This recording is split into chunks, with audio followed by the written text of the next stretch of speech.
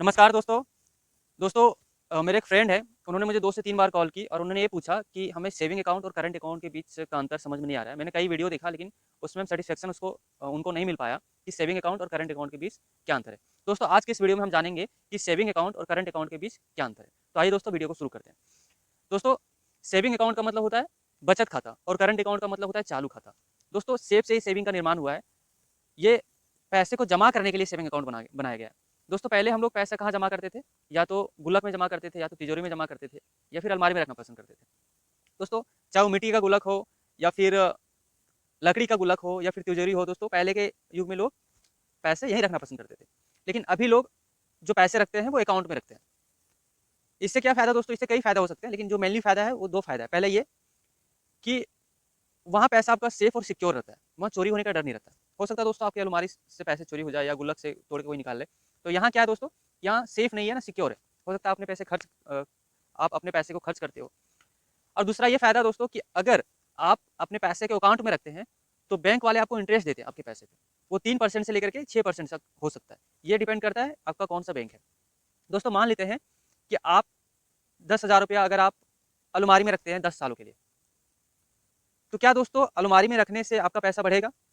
बिल्कुल नहीं। लेकिन दोस्तों अगर आप उस पैसे को अकाउंट में रखते हैं 10 सालों तक, तो मान लेते हैं कि कोई बैंक 4% इंटरेस्ट देता है, कोई बैंक 5% देता है, कोई बैंक 6% देता है। दोस्तों ये आपके बैंक पर डिपेंड कर सकता है।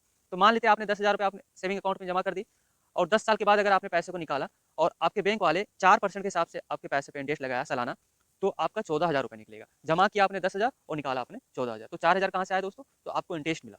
तो बैंक में पैसा रखने से आपको जो है बैंक वाले आपको इंटरेस्ट देते हैं, रेट ऑफ इंटरेस्ट मिलता है, जो कि आप अलमारी में पैसे रख करके बढ़ा नहीं सकते। दोस्तों सेविंग अकाउंट कितने प्रकार के होते हैं? तो सेविंग अकाउंट को कई भागों में कैटेगराइज किया जा सकता है, कई भागों में बांटा जा सकता है। First salary saving account, second minor saving account, third senior citizen saving account and fourth zero balance saving account. दोस्तों अगर मैं चारों सेविंग अकाउंट के बारे में बातें करेंगे तो लगभग आधा घंटा लगेगा। तो दोस्तों फिर कभी मैं आधा घंटे इस पर बातें करूंगा। अभी ये समझते हैं कि सेविंग अकाउंट और करंट अकाउंट के बीच क्या डिफरेंसेस है।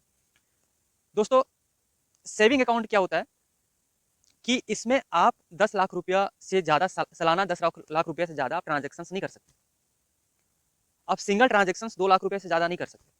दोस्तों ये जो सेविंग अकाउंट है वो सैलरीड पर्सन के लिए और मिडिल क्लास फैमिली के लिए, जो थोड़ा बहुत पैसा अपना बचा के रखते हो, इनके लिए डिजाइन किया गया, इनके लिए बनाया गया। तो इसमें ना तो दोस्तों आप 10 लाख रुपये से ज़्यादा ट्रांजेक्शन कर सकते हैं, ना तो सिंगल ट्रांजेक्शन आपकी 2 लाख रुपये हो सकती है। दोस्तों इसमें लिमिट ट्रांजेक्शन होते हैं। अगर आप 10 लाख रुपये से ज़्यादा ट्रांजेक्शन करते हैं तो क्या होता है दोस्तों? तो आपके बैंक वाले आप पे नज़र रखते हैं, अपने होल्डर्स पे वो नज़र रखते हैं कि किनका ट्रांजेक्शन ज़्यादा हो रहा है, किनका कम हो रहा है। तो मान लेते हैं कि वो आप पे नज़र रख लिया और आपका ट्रांजेक्शन 10 लाख रुपये से अधिक हो गया, तो वो टैक्स डिपार्टमेंट को नोटिस करते हैं कि मेरा एक होल्डर है जो इतना ट्रांजेक्शन बहुत अधिक कर रहा है। तो टैक्स डिपार्टमेंट की तरफ से आपके घर नोटिस आ सकता है, और उस नोटिस में आपसे पूछा जा सकता है कि इतने पैसे आपने कहाँ से लाए। और अगर दोस्तों अगर आप जवाब दे देते हैं तो ठीक है, और अगर नहीं दे पाते हैं तो आप पे पेनल्टी लगाई जा सकती है, जो बहुत महंगी हो सकती है। दोस्तों करंट अकाउंट क्या होता है? करंट अकाउंट बिजनेस के लिए डिजाइन किया गया, जो ट्रेड करते हैं स्टॉक मार्केट में, ट्रेडर्स है, एंटरप्रेन्योर्स है, या बिजनेस है, जिनकी ट्रांजेक्शन अनलिमिटेड होती है। दोस्तों इसमें आप अपना ट्रांजेक्शन अनलिमिटेड कर सकते हैं। सेविंग अकाउंट में ट्रांजेक्शन लिमिट होती है, इसमें अनलिमिटेड होती है। इसमें 2 लाख रुपए से ज़्यादा का सिंगल विड्रॉ नहीं कर सकते हैं, ऐसा इसमें कुछ नहीं है। लेकिन दोस्तों करंट अकाउंट जो है वो थोड़ा महंगा होता है, क्योंकि मैं एच डी एफ सी बैंक में गया था और मैनेजर से मैंने बात करी कि सर सेविंग करंट अकाउंट क्या होता है, मैंने करंट अकाउंट मुझे खुलाना है, तो इसमें क्या प्रक्रिया है?